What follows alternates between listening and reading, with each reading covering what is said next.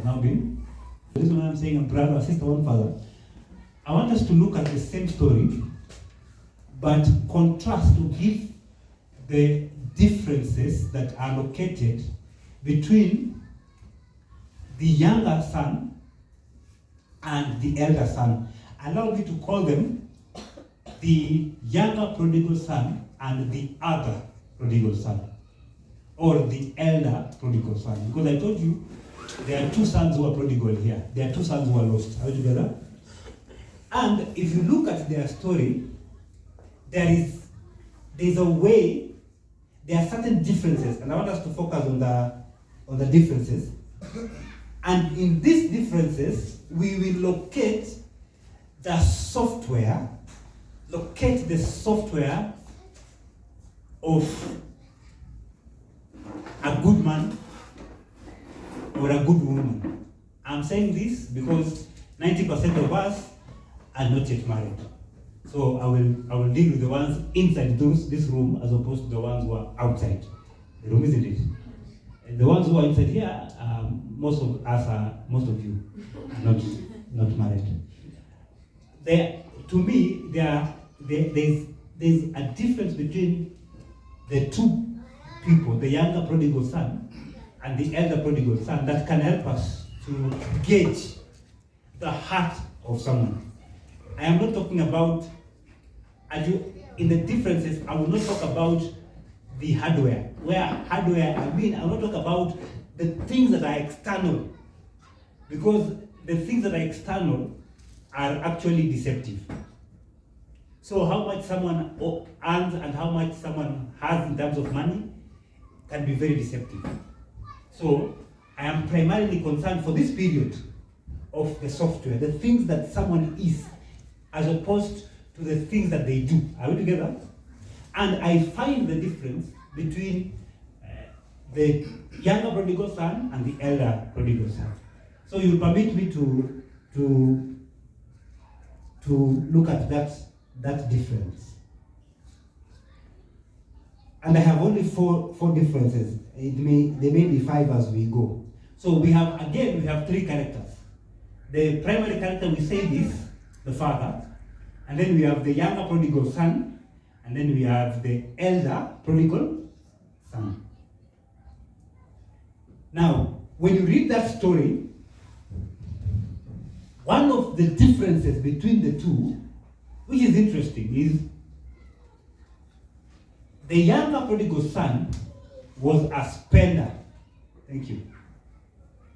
The younger prodigal son was a spender. The Bible says he received and he went and spent it on riotous living. But the elder prodigal son was a keeper. And how do I know? His attitude. One, he's complaining, and I hope you get the point. One, he's complaining that a calf has been slaughtered for the younger son who returned. But beyond the complaining, reading between the lines, he's also saying, Dad, the other son spent money, spent what should have belonged to us. Now, you are now misusing resources by spending on one who already received these resources and squandered. And therefore, the elder prodigal son would have rather that we keep at least the ones that we have remaining. Don't we? It's more or less asking the father, don't you think we should be keeping it? Is it a must to spend it? So he's a keeper. He's the kind of person who goes to work, but after coming from work, he's not a joyful person. He wants to hoard. He wants to keep. For him, accumulation is very vital. So on one hand, you have a spender who, when he received that inheritance from his father, what did he do with it? He went and squandered or spent it and finished. The other one who is in the house is a keeper. He wants to keep it. Now, Allow me to tell you this for free. And this is if it is your intention that one day you have a loving and a happy marriage. Be wary of spenders on one hand, and be wary of keepers on the other hand.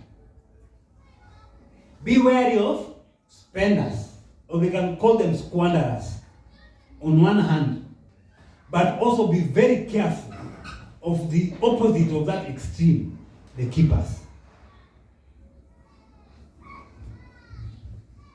There are people who, and I'm not talking about just money, there are people, of course, who get money, and the first thing they think about is spending. Be very careful with them. One day you will sleep hungry. But, on the other hand, there are people who, when they get money or material possession, the first instinct is to keep and keep and keep and keep. Also be very careful. Keepers are very selfish people. Keepers are never generous people. And if you want to have one of the saddest marriages, marry someone who's selfish. Then you will see the wonders of wonders. So be careful with one, spenders or squanderers, who, by the way, spenders are very generous people. In terms of generosity, spenders are very generous. In fact, the younger prodigal son, the Bible says, he went and spent all with who? With friends. That's what the Bible says. He went and spent all with friends. I'm imagining that everything the friends wanted, they gave. But on the other hand, there's a keeper who wants to accumulate everything for themselves. So when you have a spender who's very generous, be very careful with them. In fact, often spenders spend to gain validation. They spend to gain, in other words, they spend to gain respect. Let me tell you for free.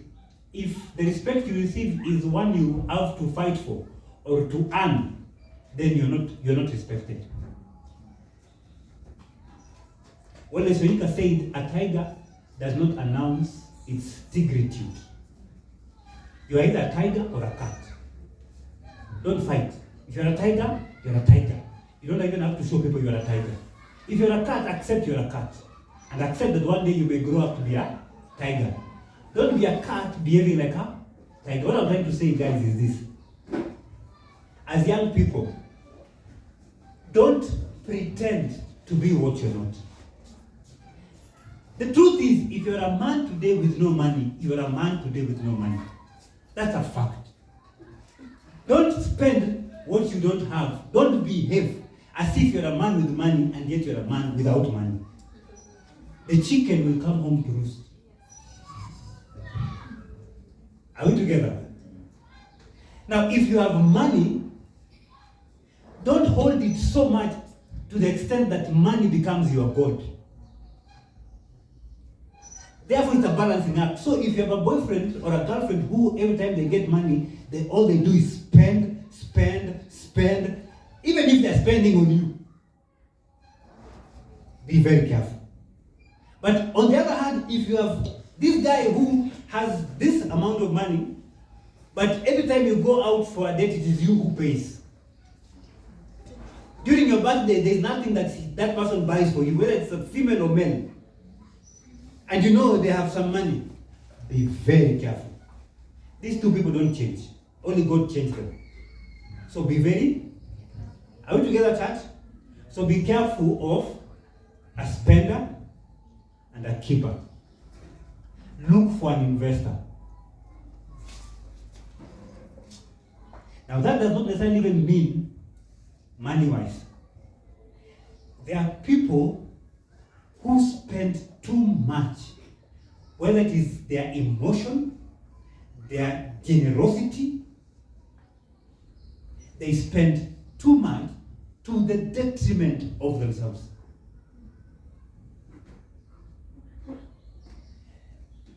I know of an elder friend of mine whose wife keeps complaining, and it is still an issue today. This elder goes everywhere. You only have to call him. So the pastor calls him, hey, we have a conference meeting, please come tomorrow. He goes. We want you to go and represent us in some meeting in Nakuru for pastors and elders. He goes. We have a function in Segero on Sunday. Kindly represent us as a church. He goes. And then what has happened is the church has realized that if I'm an elder who is in charge of family life and there's a family life seminar, it is I who should go. But because I know that elder friend of mine is not here, but that elder friend of mine will go, I don't go. I tell him to do what? To go. What does he do? He goes. So eventually, he has no time for his wife and his family. This is someone who spends his generosity. He's not an investor. An investor is someone who plans and recognizes that I have to have a balance. I am in the service of the Lord, but my primary service is I am a husband and I am a what? I'm a wife, and in some cases I'm a mother and I'm a father.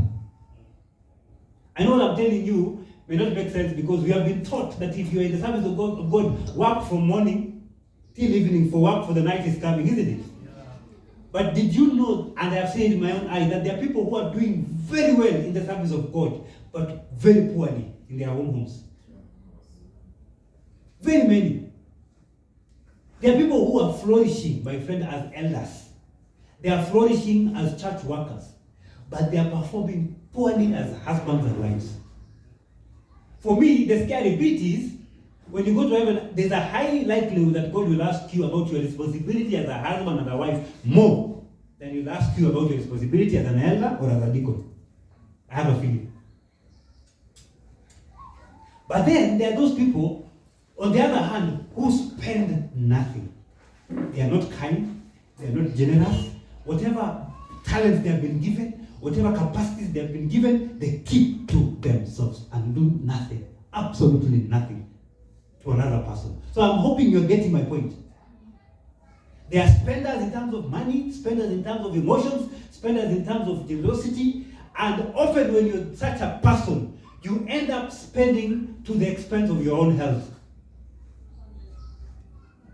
The people who go and see psychologists and there's nothing wrong, but the people who have mental anguish, by the way, are often either spenders who think that when they spend whatever they are spending, they will gain validation. And eventually they spend until they are exhausted and then their friends leave. Or the people who go there are also keepers who keep. They are not tributaries. They don't refresh their system. So, you're looking for a spouse, you're looking for a partner. Be careful about spenders and keepers. Look for an investor. Lesson number 2. The younger prodigal son was exposed by suffering. The younger prodigal son was exposed by suffering. The elder prodigal son, was exposed by celebration.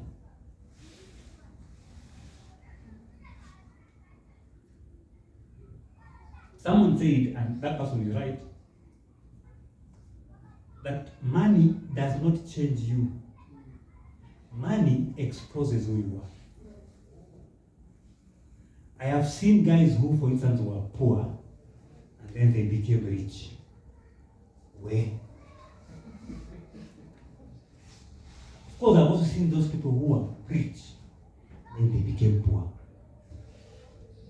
Money does not change you. Money exposes who you really are.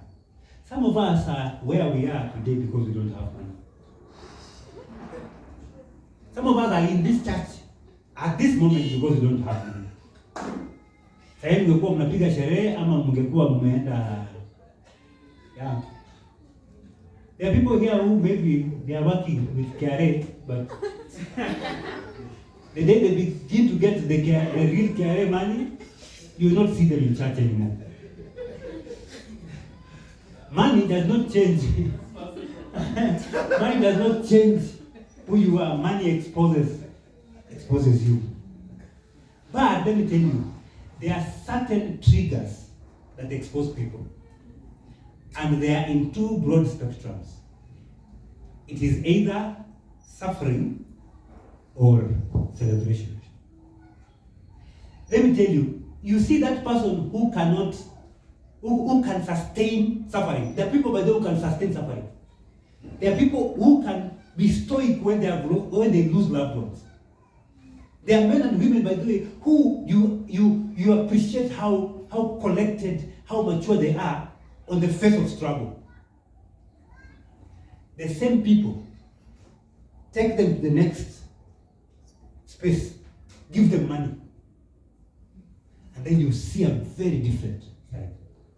There are people, by the way, who can sustain pleasure, can sustain celebration, can sustain money, give them suffering, then they get exposed.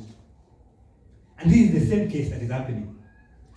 On one hand, there's this guy who has taken everything and has spent.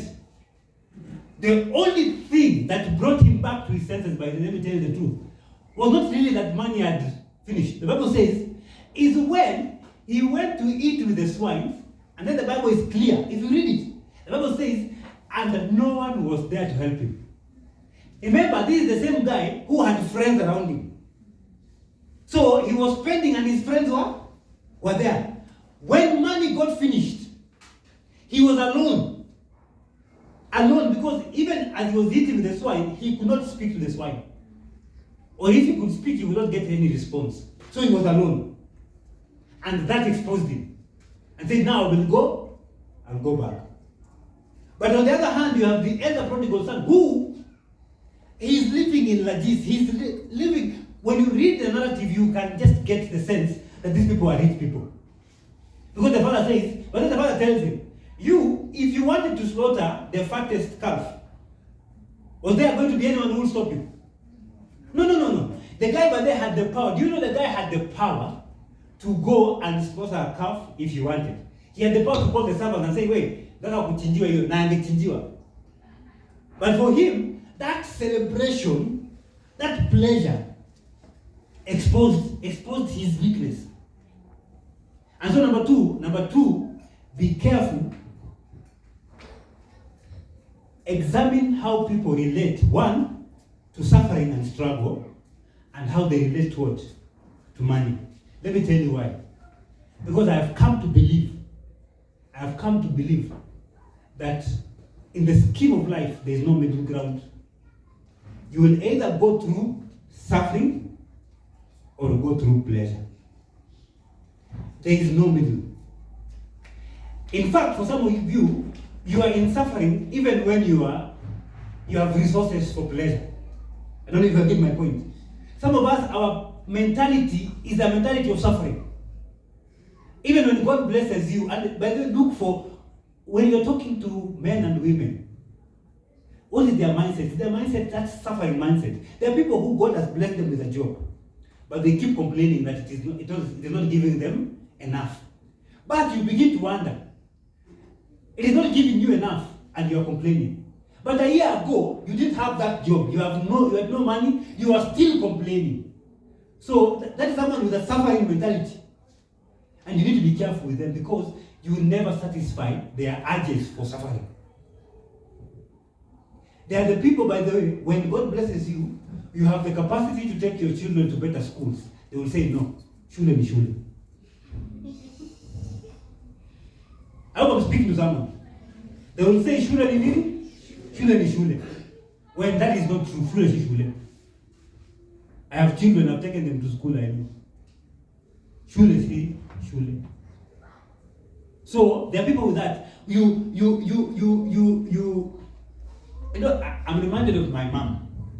My mom struggled. My family by the way struggled financially, but my mom did not have the suffering mentality. She had a way of enjoying herself even in that struggle. I don't know if I was telling you guys, but my mom had a way of, if she has a crate of eggs, one crate of eggs, we may eventually eat eggs every single day for 4 days, but it will be different eggs. So one day it will be egg curry. You know egg curry? Yeah. Some of you don't know egg curry because for you, either it's fried, boiled, or scrambled. Okay? But my mom would make egg curry. Remember? The egg curry, and then to thicken the soup, she would add wheat flour. And it would be very sweet. And then the following day, what she would do, she would fry the eggs. And then after frying the eggs, she would cut them into pieces and make stew out of those pieces. And then the third day, you would eat maybe the scramble. What are you eating for 3 days? Eggs. But it comes to you in so many different shades. Your mind does not tell you that this is eggs. Are we together?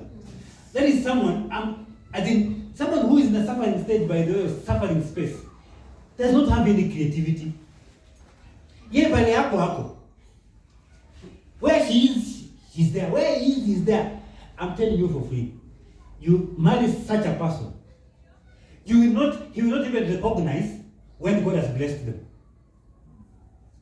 He will not recognize, he will assume the blessings of God are actually a curse. I'm telling you the truth. Some of you, there are families, by the way, where you have one child and you're struggling, and then you get a second child. For some, will say, thank you, God, for giving me this child, because there are people who are looking for children and they can't get.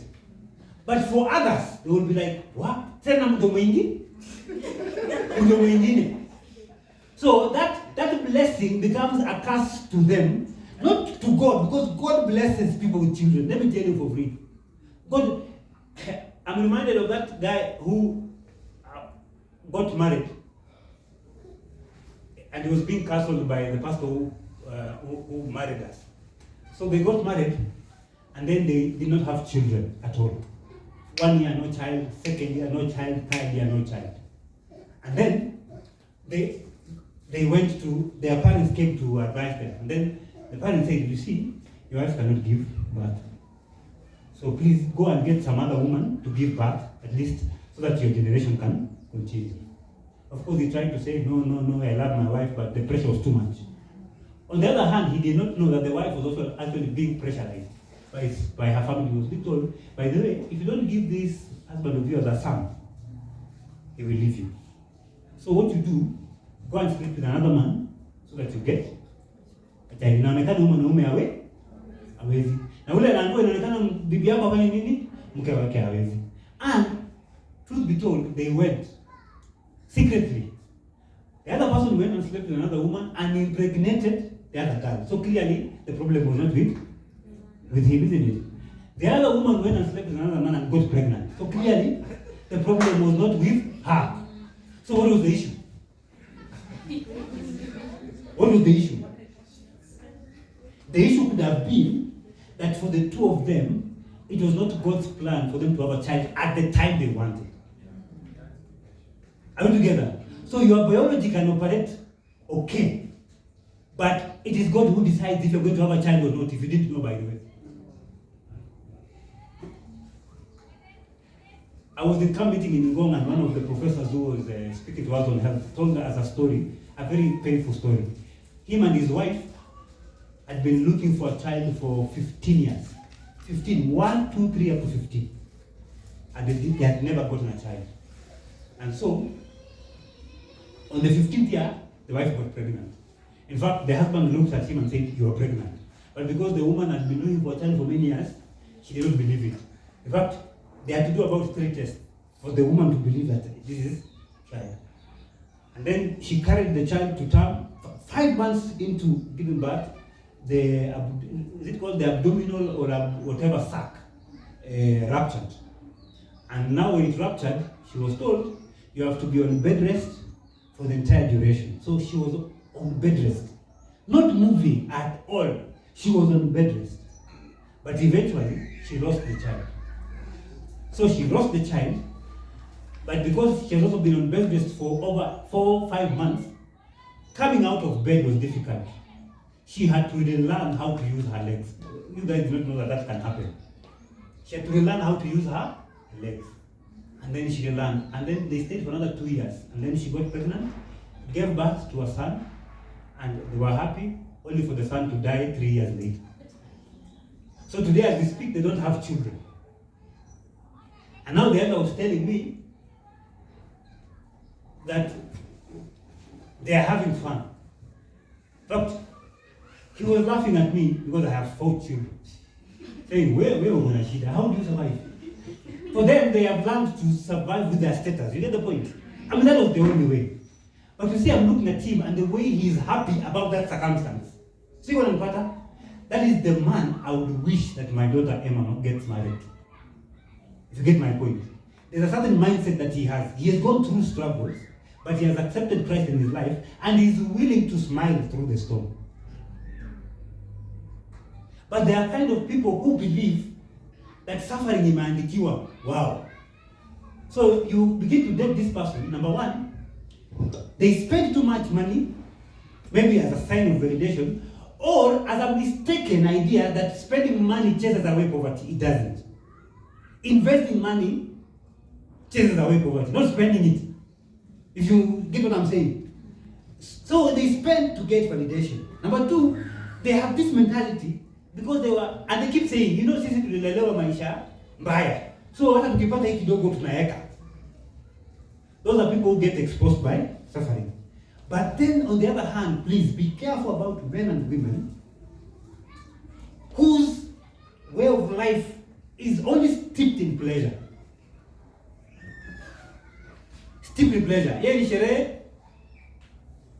and his relationship with money is not, they say that money is not a tool for life navigation. And it's true, by the way. Let me tell you for free. Money can help you deal with so many things. But when push comes to shove, it is not money you need. I can tell you for free. Give you an example. If, for instance, you're dating someone, have you ever dated someone and you begin to imagine? And by that, it is important to imagine. Can you begin to imagine that your spouse, 15 years from now, has cancer? My friend, begin to imagine that 10 years from now, your spouse has what? Cancer. Let me tell you, all the money that you have will not help you navigate that situation. It may help you to get to hospital, but there will come a time when your daughter says, Baba, where Palimefika, there is nothing more we can do. We are proposing that she goes to hospice care. Hospice care means tunangoja kifo, but now before akufe, we are managing it through pain management, isn't it? How will you navigate that if you thought that everything is sorted by money? Are you together? The best people, by the way, who know how to tell us that money is not important are children. For children, the most important thing for children is what is called proximity, physical presence. That's what they mind. They don't care. They would rather eat nothing with you than eat something without you. They're the best people. And I love the way Jesus says, therefore the faith that you should have is that faith of little children. They know what is valuable. So on one hand, I've said number one, be careful about spenders, but also be careful about keepers. Be more concerned about investors. Number two, be careful about those people who suffer and gauge if suffering is what exposes them. On the other hand, be careful about those people whose trigger or exposing agent is what? Is pleasure. Are we together? Number three, in that story, the younger prodigal son had a contrite heart. The elder prodigal son had a heart of stone. How do I know? One is lost, he comes to his senses. What does he come to do? He comes to apologize. And says, Father, I have sinned against heaven, and I have sinned against you. And notice, allow me to focus there. Notice the way he verbalizes. Notice the way he verbally expresses his remorsefulness. He did not come to his father and tell his father, Father, do you think I wronged you? By the way, ninaona kama nimekukosea. I feel like I have wronged you. He did not operate verbally. By the way, I'm giving you bits of marriage. The marriages that struggle are marriages where people are defensive even in their apology. You go and tell your wife, hey, nilikukosea kweli. Ama ninaona kama nimekukosea, so that yeye ndiye akwambie ati ulinikosea. This guy goes to his father and verbally, clearly, without ambiguity, expresses. He says, he takes responsibility. Says, I have sinned against heaven and against you. Are we together? So he takes responsibility. And then he offers restitution. Why? He says, I have sinned, I've taken responsibility. I know who I have sinned against, heaven and you. But I am willing to make restitution. How? I'm willing to become like one of the servants. In other words, I'm willing to work through so that I get back to that space where I can be called your son again. He's willing to do that. That is an apology. That is the behavior of someone with a contrite heart. Guys, if you're looking for a woman and a man, a serious one, please get someone who has a contrite heart. There's a pastor, my friend Pastor Malai, in his counseling session, he would give one of the homeworks he would give. He will give you 2 weeks to go and fight. Mwende mkosanye mpigane. Si mpigane mangumi, as in you have a conflict. And then you come to him. And then now you will speak about that conflict. And then you will use that conflict to gauge the contrite heart of someone. And I think that is important. You also need to gauge the contrite. But let's come on to deliberately kosea huyo mtu. Ama cause a situation where akukosea. Unaelewa? Cause a situation where akukosea. And then see how he behaves. And then you will know if that person has a contrite heart or a heart of stone. Woe unto you if you insist on marrying someone with a contrite heart, without a contrite heart.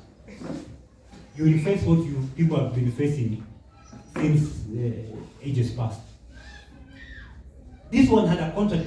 The elder son had a heart of stone. In other words, even after, the Bible says, when he began, he was angry. And he began to say, hey, there's no way we can have a party for this person, isn't it? Then the father, the Bible says that the father came out.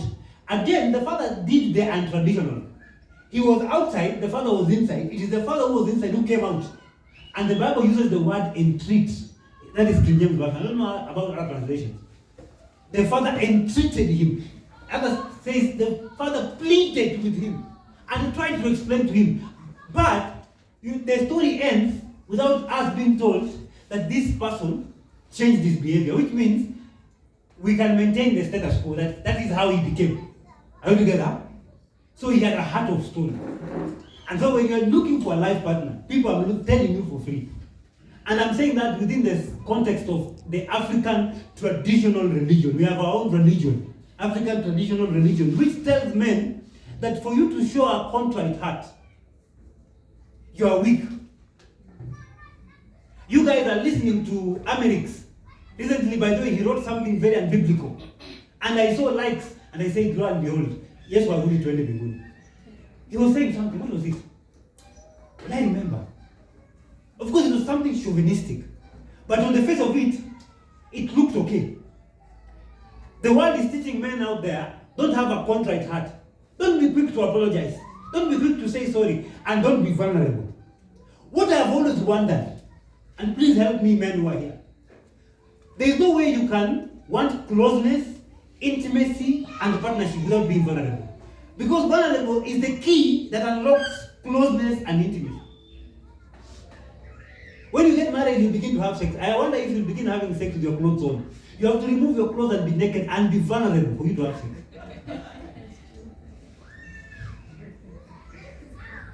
In fact, if you go to places where people are having sex with their clothes on, those are mental cases. They need to go and see the doctor. For you to be close to someone you love, there is a certain vulnerability that has to be exposed. You get my point? Am I speaking to grown-ups?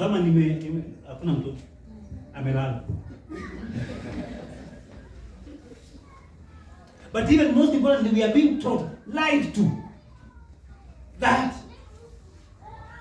I was doing a family session in Gong and some guy said, some elderly guy said, for me, I don't say sorry. I behave in a manner likely to suggest that I am sorry.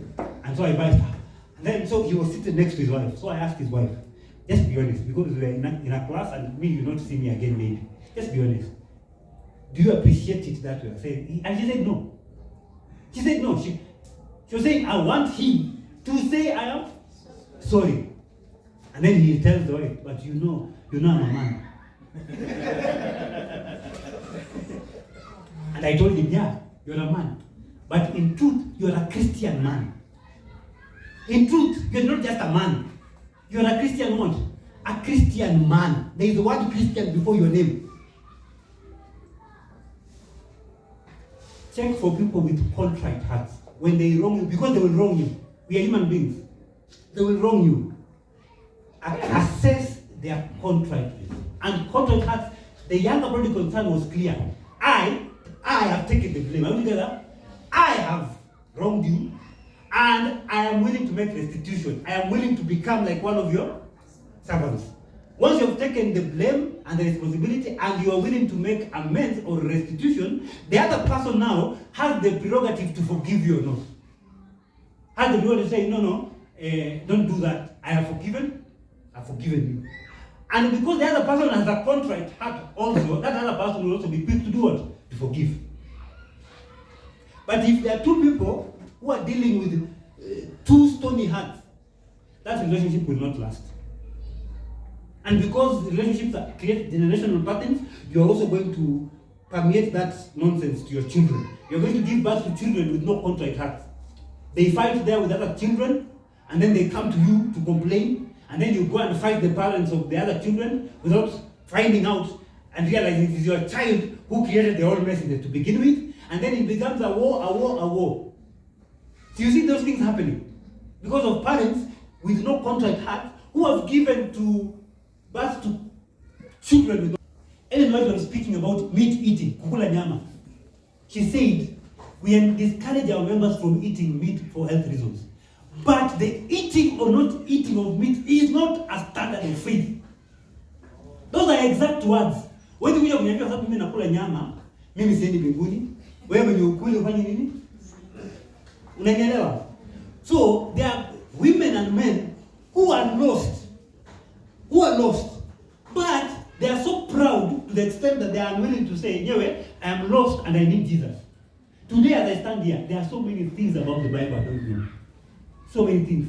And the only way I know is to have an attitude of learning. To tell God, God, continue teaching me every day. If you get a woman and a man who experiences his or her lostness every single day, marry that woman. Huyo usiwache. Huyo by the way ukiwache shida yako. Huyo usiwache. But if you get people who are stuck on one space and covered with religiosity, my friend, you are marrying them to your own detriment.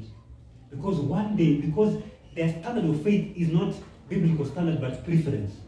One day, on the preference scale, you will be on the other side. I'm telling you. One day, on their preference scale, you will find yourself that now you are the one on the other side.